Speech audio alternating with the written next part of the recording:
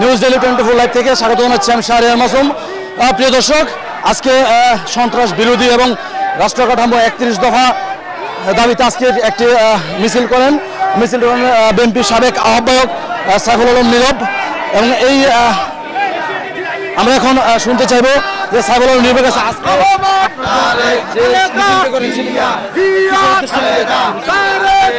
আমরা দীর্ঘ 16 বছর আমাদের পার্টির ভারপ্রাপ্ত চেয়ারম্যান তারেক রহমানের নেতৃত্বে আন্দোলন সংগ্রাম করেছে মানুষের ভোটের অধিকার দেওয়ার জন্য।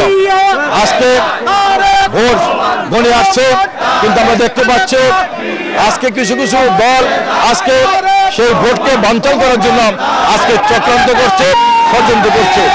আমরা পরিষ্কার ভাষায় বলতে চাই, আমরা যেমনিভাবে তারেক রহমানের নেতৃত্বে 16 বছর আন্দোলন সংগ্রাম করে ফ্যাসিস্ট শেখ হাসিনাকে বিতাড়িত করেছি, আমরা যদি কেউ চক্রান্ত করে ষড়যন্ত্র করে এই নির্বাচন নিয়ে আমরা তারেক রহমানের নেতৃত্বে আন্দোলন করে ঐক্যবদ্ধ হয়ে আন্দোলন সংগ্রাম করে এই ষড়যন্ত্রকারীদের আমরা প্রতিহত করব, এই দেশ থেকে আমরা বিতাড়িত করবো ইনশাল্লাহ।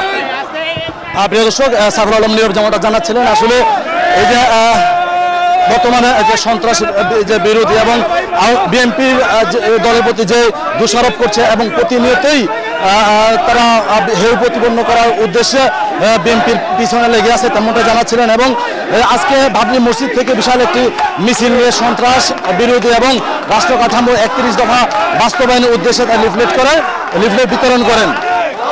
নিউজ ডেইলি 24 লাইভ থেকে শাহরিয়ার মাসুম, ঢাকা।